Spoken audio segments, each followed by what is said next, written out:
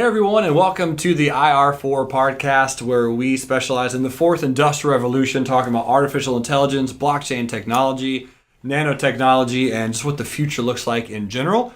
We have with us a very special guest, Mr. Shaun Bennett, who owns the very couches that we're sitting on. And it's a privilege and an honor to have you here with us today, man. Thank you. First of all, he's my best friend.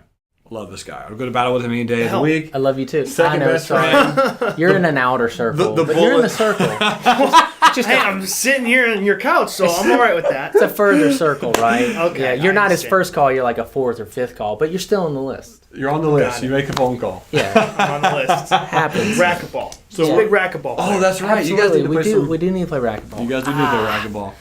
We need So to do that. more or less, we're discussing today what age we're in. That's kind of the topic. What age are we in? And last week we were working on a podcast. This guy, since he owns the place, was walking in and was like, just start up this conversation. We're like, we got to record your knowledge. So that's what we're doing today. Yeah, put me in the red. We're gonna put him around on the spot. So, biggest question: what age are we in right now? So, if we're in the fourth industrial revolution, what does that look like? What specific age are we in? What's your viewpoint on that, Mr. So, Bennett? what's your viewpoint first?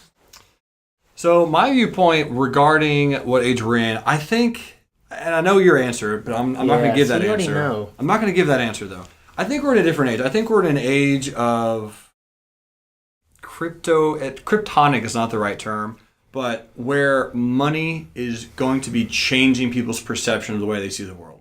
Because until recently, money has been a very like tangible asset that people know how it affects their life. But going forward, I think that money is going to be in such a cryptonic space that they're not even going to know what money is, and people are going to change that. They're going to become wealthier and wealthier and wealthier, and the middle class is going to become bigger, smaller class is going to become really huge, and it's going to get even smaller at the top as far as percentage-wise. Ooh. So what that looks like, what that will be called, I don't really know. But it's all based around money or currency. It's going to be based around money and currency, yeah. But that's good. just my And what area do you think you're in, and what do you think that is built around? You guys already know my answer, but They don't. that's true. You don't. My philosophy, obviously, the way that I see it, and I don't know what you guys have talked about, but we obviously started from the agricultural age, right? Yeah. And basing Well, that's it the on, first industrial revolution. correct, yeah, Right. and basing it on currency, right? Used to the way that we got currency, we talked a little bit about this, is like, hey, I'll trade you a goat for a cow, or 5 goats for a cow, and so we created this trading system, right? I love the video game on the original Mac, or maybe I can't remember Oregon what version. Trail?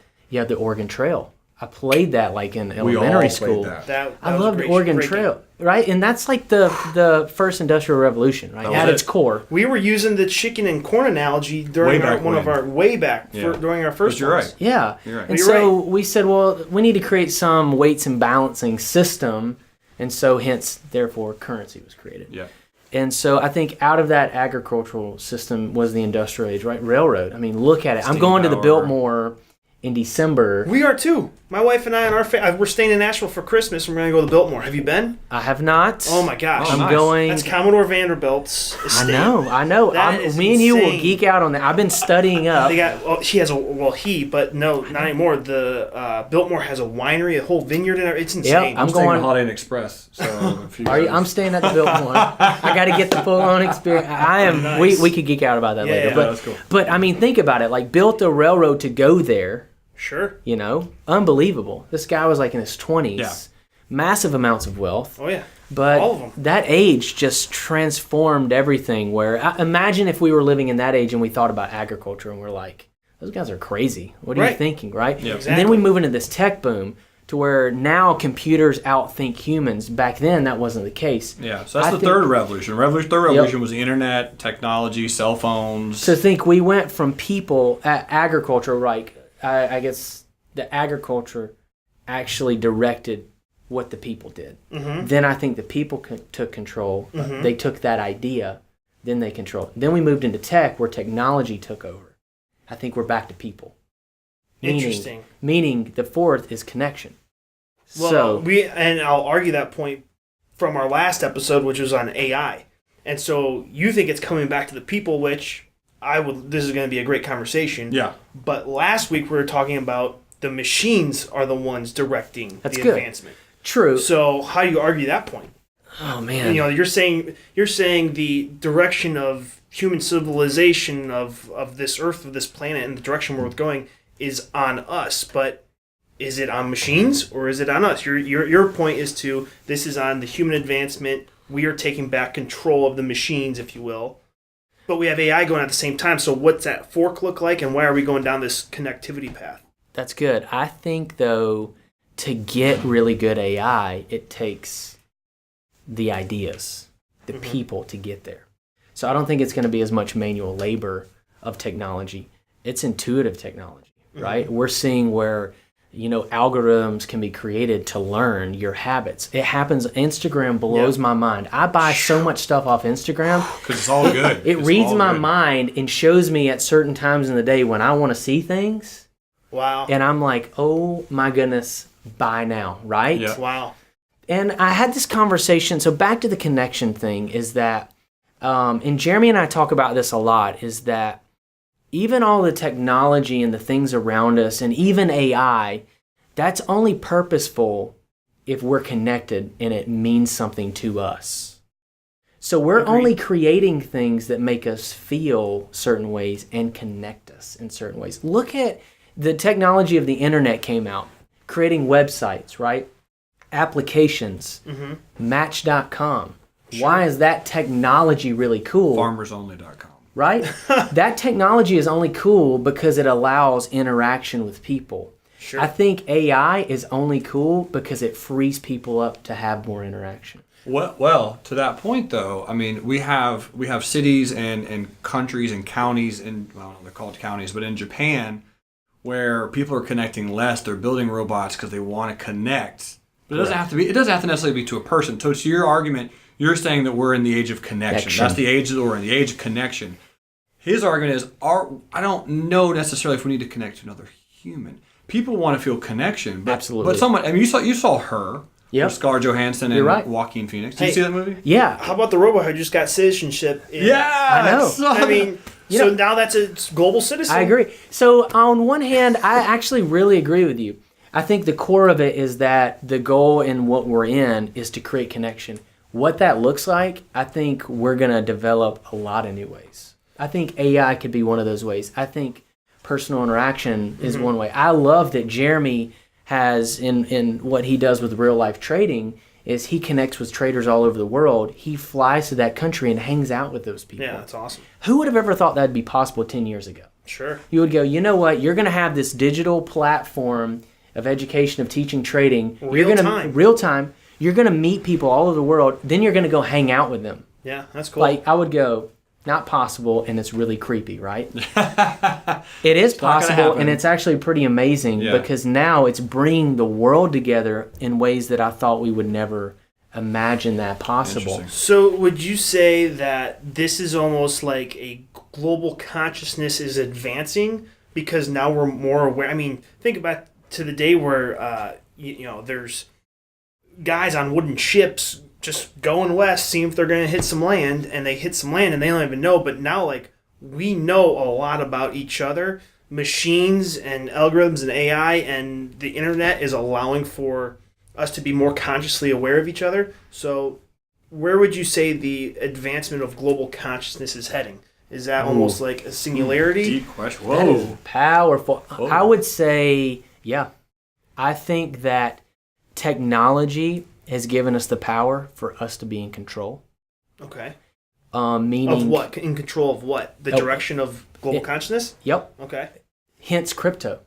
The bank doesn't like it is because him and I don't need the bank and we can control the transaction. They do not like that. Power to the people. So think about it. That's connection. So it's going, we've allowed a way for him and I to connect without having something else. Sure. And I think the more people that adapt to that philosophy are going to advance a lot faster. And that, I think that growth rate, again, I've said this plenty of times, is exponential. It's happening very quickly. Yeah, it's huge. And the blockchain technology, which is the railroad system of what you're talking about, cryptocurrencies, that can be applied to healthcare. It can be so it's actually decentralizing the centralized institutions or corporations of this. Even could disrupt. I mean, think about a voting system on the blockchain. Yep. I mean, They're already talking about this. I know. It's powerful. And That's so wild. what that blockchain is doing is decentralizing everything that has been siloed in these corporations, but at the same time, it's connecting us more peer-to-peer on a peer-to-peer level. And so that's why I was bringing up that topic where I think the age is really unique where we're at. I say really unique. I don't need to say that. We're really unique, right? Where we have these, the money is changing. I mean, money and currency and bartering has always been around for hundreds and thousands of years. But the way it looks to people and the way people perceive it. So, for example, let's say you do simulated investing or simulated trading. People always do amazing when it comes to simulated trading, right? When it's fake money. But as soon as that money becomes real, they always, mess up or they do something different or they change it. The results totally vary. They're trading on emotion, or there's emotional factors, Right. So what would happen to the world if that connection, I mean, that's actually a good point, the connection to money starts becoming less and less significant because they never see it, they never hold it, never feel it, never becomes real. How quickly could people expand if money becomes no longer a barrier? So are we talking about like socialism? I think global socialism. I'm gonna expand on what you're saying. I think what he's saying is good question. Money's. Why do we do the things we do today? Now, I can never say this word. Philanthropist. There we go. Philanthropist. Yes, pretty much it's a hard word for me. That's a tough word. The English language is terrible. Now there's a lot of those guys out there, yeah. And then there's a lot of capitalists out there, and there's these different people from all over. But I think what he's saying is what happens when we get down to what our true passion is, and compensation is more of a internalized. I'm feeling good about what I'm doing. I can help others, but also, if I can go to the store and not have to worry about, collecting fiat currencies or all these different currencies, we're eliminating that. And it's running in the background. Yeah, is that that's kind of what I'm getting at. I think that's just going to change people's consciousness to the point where, for example, if you exchange the word currency for money for currency. Mm-hmm. So one of the psychological blocks I deal with in people when I do personal coaching, either for business or for trading or for investing, is if they have an issue with money. If I say money is the root of all evil, how do you feel about that term? Or the love of money is the root of all evil, how do you feel about that term? But what if I say the love of currency? Like if I say the word currency, people are like, oh, I have no preconceived notions about what that is. And that's what's amazing about Bitcoin and blockchain. Like that just we've talked about this before. I mean, it's $6,000 US dollars right now, and people are scared by that number when in reality that's tiny. Yeah, that's really small because Apple would be $300,000 a share if it had never split. Berkshire Hathaway's is $250,000. Priceline's $2,000. No one's talking about Priceline being a bubble. Yeah, it's 1/3 of what Bitcoin is. Priceline. Yeah. Right. So I'm just like that. It just changes people's conception, and if that can change, I think that age of connection can become even more vastly appropriate because now people have no longer any fears or hurdles of money, and that could be amazing for how much that could change. It's definitely. The disruptive component behind Bitcoin is so strong because I think what it's doing again is breaking up the biggest silo in the world, which is the financial economic makeup of our whole entire global economy. Yeah. And you're right, that's the point of war. That's the point of all these things that have happened in our historic makeup. Why did Carnegie and Ford and Vanderbilt do all those things they did? Yes, they wanted to make the world a better place, but they're the ones who bailed out our country with the Federal Reserve. You're right. So they were, I think, main motivator was capitalism and growing their wealth. Yeah. Now what they choose to do with their wealth is a different conversation. Right. That's more of a philosophy/spiritual journey, which we'll try to stay on track with what we're doing now in that connectivity. Unless we have some shrooms. But I agree with you. Yeah. I think Bitcoin is disrupting people's concept of money. And that leads to a disruption of why are you president? And I think Donald Trump, who the hell is he to be president? But people voted for him to get in there. So I think that these technologies disrupting our thought process of those silos, whether it be of financial institution, power, whatever it is, it's completely disruptive, which is why we're here. But back to the consciousness question, what's your opinion of singularity and where we're going with that? Do you think we'll ever reach singularity? As long as government's in place, I don't think so. Why is that? Well, Ooh.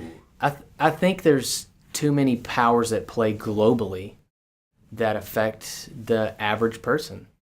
And I think we can give the power to the average person. But ultimately, we've seen even with people with lots of capital, still at the end of the day, they can affect government, but they can't ultimately change it.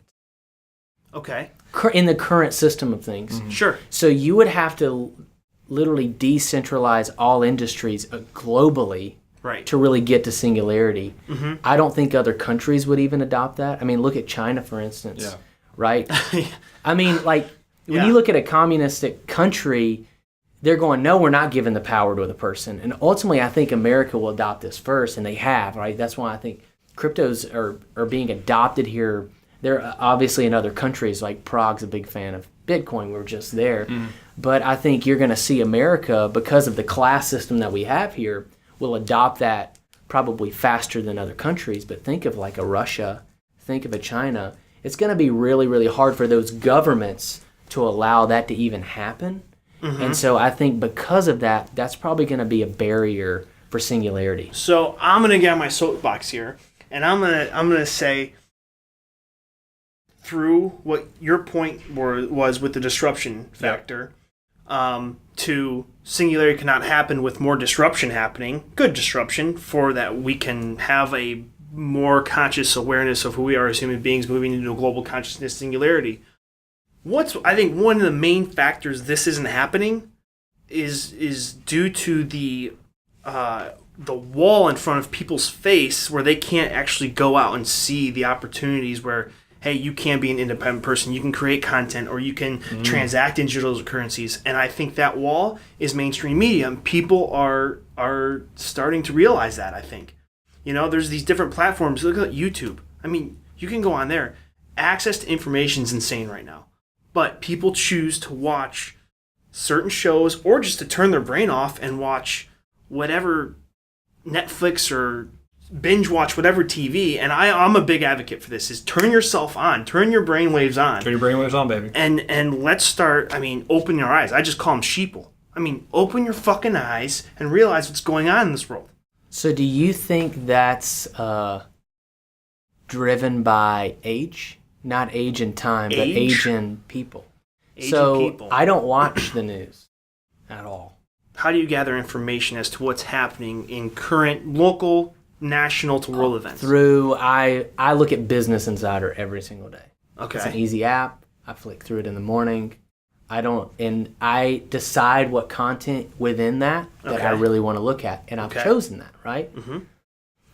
My question to you is that, do you think the way that people receive that information is going to drastically change? Because right now you're saying media and news still drives everything. Is that going to be the same in 5 or 10 years? I think the exit door is open, and everyone from a global consciousness being is their ass is getting kicked to the curb, in my opinion. Do I think they still have a control of what is happening right now? I think, you know what? The control's in the people's hands, and they're not taking over right now. So do they want to take over? I don't know. You know, complacency is strong. People love to go on autopilot. That's why they binge watch shows. But that's a decision that happens at the very individual level. So I can't sit here and say, now we can go out into the world and try to convince people and do our part, if you will, of trying to say, that's why I give people $5 worth of Bitcoin if I ever meet them at the bar. Hey, you know what Bitcoin? I don't do this anymore. Hey, you know what Bitcoin is? But people will come up to me if they hear me talking about a nice conversation about Bitcoin. I'm like, what do you know about it? And then I'll give them $5 free. So what did I just do? They got 5 free fiat dollars, which may transpire into 50, 100 in the years to come. True. But it sparks their interests into this other realm where I'm not going to a dead-end job and sitting in a cubicle and doing X, Y, and Z because that's what I was told to do. And now I get this paper money. Now I go take this paper money and spend it on consumerism and buy new things because that's what I'm told to do. And you get stuck in this cyclical type cycle where it's just like it kills you. From a human being standpoint, it kills you. Think about where we came from a evolutionary standpoint. Hunters, gatherers, like we operated at a level of survival. There was predatorial animals out there trying to take us down. So, what's going to put us back into that, or what's going to make us more aware of being here in this realm?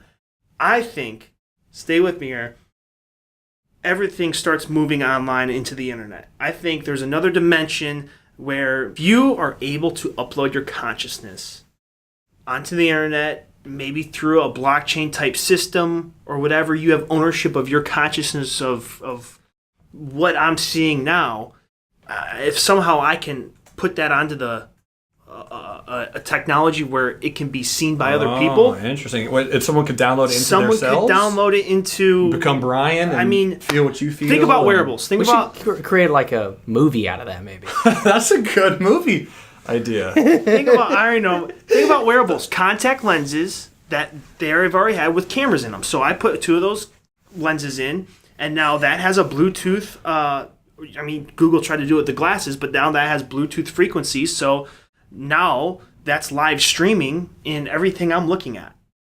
Yeah. Wow. I mean, what's interesting about that, so I've never thought about this until you just mentioned it, but we're talking decades and decades from now. I'm thinking it's gonna happen 10 weeks from now. He's like, Zero soon, it's already there. What if it does exist? Maybe the military. What if it does exist? It doesn't. Not publicly. No. But what I'm saying is uploading a consciousness would be, that's a really cool concept, because how you mentioned earlier, it's an individualist thing to get motivated, to get pumped, to stop buying things that you don't want, to impress people you don't like, to stop doing that and become like this alternate shift. What if you could download other people's consciousness into you so you can feel like they feel, get motivated how they get motivated, and pay for that service, obviously. Then you're talking about feeling. Like how do you mimic feeling in the modern day? That's artificial intelligence. Once we do that, we'll know what it is. Do you wear a vest and when you feel good, it starts to tighten a little bit and it feels like a hug? I don't know. Or no, it's all in your mind. It's all in your mind. Yeah. So then we're talking about frequencies and. That's huge. That's an interesting concept. I just never thought about it. I'm excited. That's exciting. I feel like you have something to say. Your face is skeptical. Go ahead. Sorry. Shovel our dreams away. I love it. And maybe we will get there, but that takes life out of life. Does it? Or does it take us into the next chapter of evolution? It's like I feel that would be misutilized like a drug. It would. For sure. Absolutely. Look at VR. Oh, yeah. Correct. No, you're right. There's zero chance it wouldn't be misutilized. Totally agree. But that's... Totally. I mean, that's kind of But if you can... now. But if I... That's like saying... that means I could be you, which would be amazing. I was going to buy your download as soon as it's available. But so think of... Yours too. I really want to get the Jeremy Newsom version 2. It's a better version than version 1. Thank goodness I'm not on that inner circle. Right? So think about that. It's like, listen, you're a couple levels, but you're on the list. All right. But think about it, though. What makes us, what makes us us and what makes us unique is us and me not being you or you. And your personality, your consciousness. Correct. But if we're talking age of connection, how much more connection is that? Right. That's the ultimate connection. You feel what someone else feels to like a visceral level. You do, yes. Let me ask you. That's dangerous. That is. That's so dangerous. It is. What do you think? Where do you think consciousness goes during REM sleep? That is a. We're going way deep. Well, it goes dormant. Consciousness does. So yeah. Dormant from this reality. Well, if we're gonna go Star Trek here, if we're gonna, it's a hard question to answer because when you sleep, because we don't know. They say we can only comprehend a very small amount of what our brain, the capacity is. Very small. So obviously what you're talking about is the bigger question is, okay, what can we actually comprehend in our minds as humans, and how can that be developed to open up opportunities beyond what we even know right now? Yeah. And I think that's a possibility. I don't know when we would get there or if that's possible. That obviously shifts everything in our world. So instead of just going, what if we were to take consciousness and use it for this thing? Well, what if we're unable to unlock things in people's minds that make us dream more powerfully and come up with better ideas? Like, that's taking consciousness to another level. Mm-hmm. That's like saying, I don't want what's in your mind or you. I just want to be more powerful. That's giving people superpowers in the day. Sure. I would rather have that than to be able to play piano like Mozart. Think about it. Because it's all in your mind. Like, when something happens That's why people take concussions so seriously. Now, Because think about it, because that right there controls every motor function and how you operate, Yeah. speech, and everything. So when you actually tamper with that, you tamper with everything. So if I can teach you how to do what I do in this by you downloading or giving you a piece of that, then it takes away the experience. So my question is, what is the experience? Is it more around me living that, or you getting to buy that?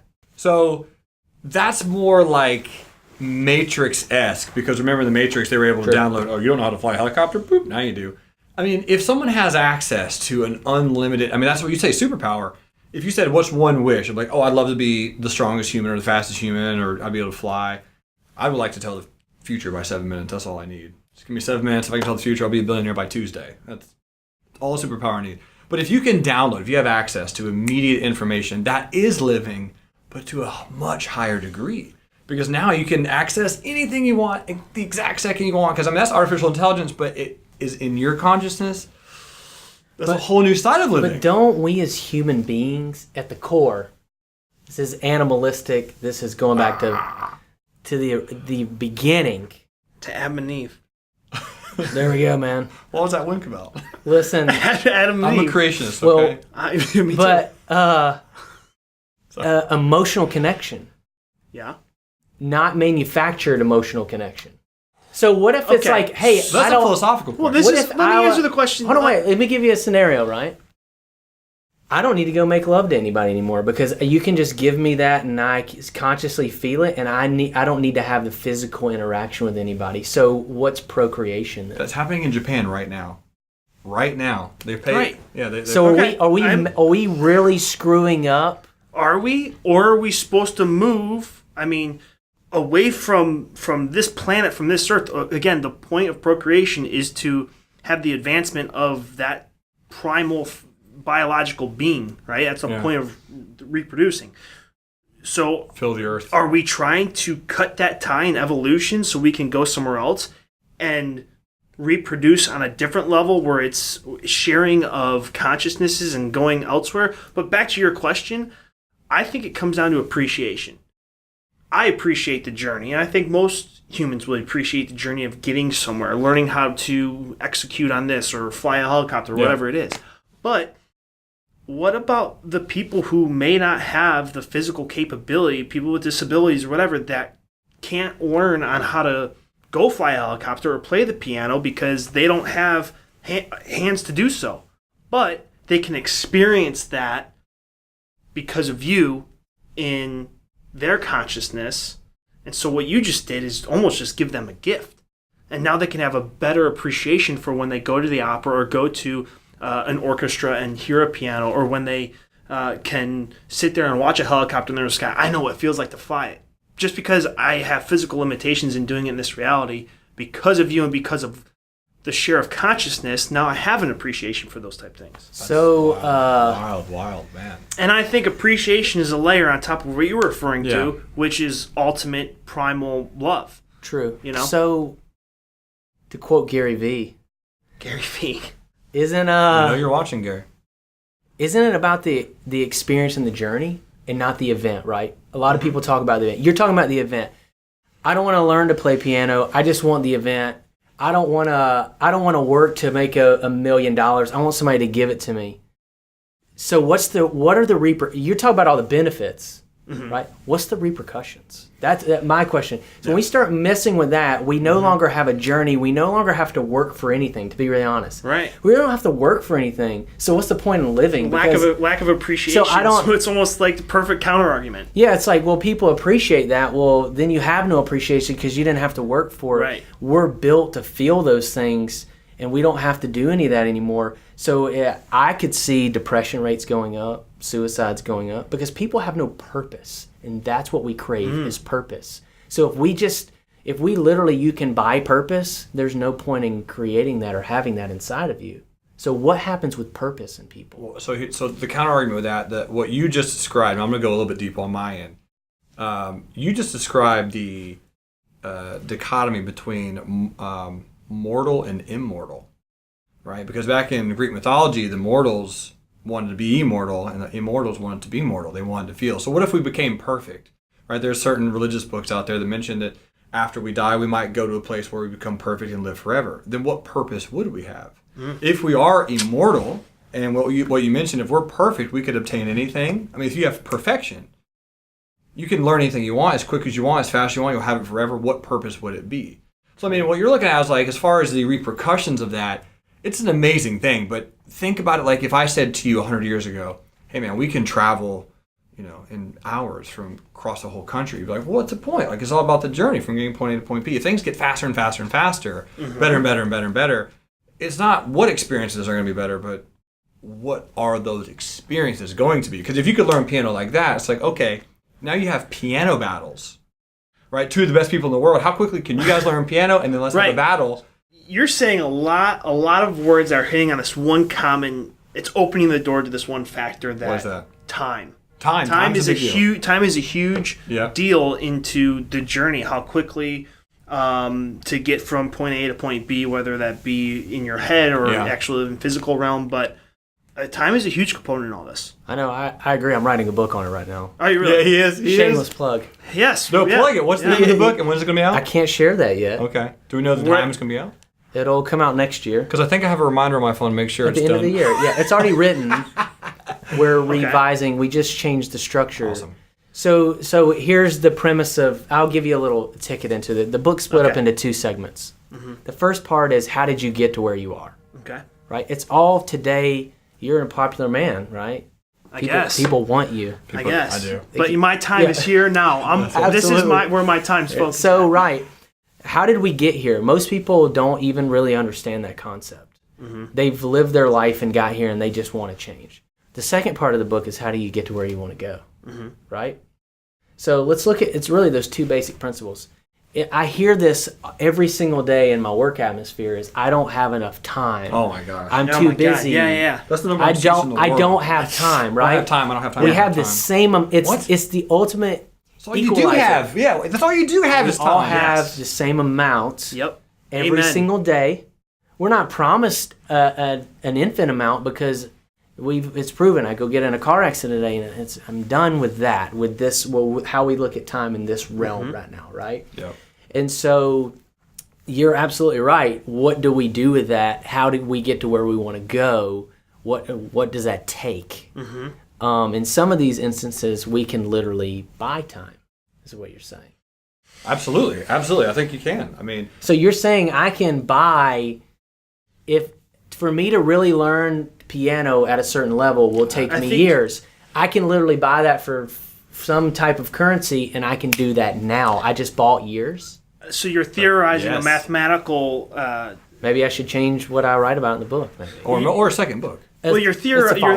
We're talking decades down the line. He says 10 weeks. Well, we're talking 40 years minimum. You were theorizing a mathematical concept. So what you would need to do with a theory of mathematics, you would need to write a proof for it, which I'm sure can be done, and maybe we can do that. My opinion of time is, I can. And this was in my wedding vows. In the past, we think about the past. We can get in depressive states if it's bad memories or whatever.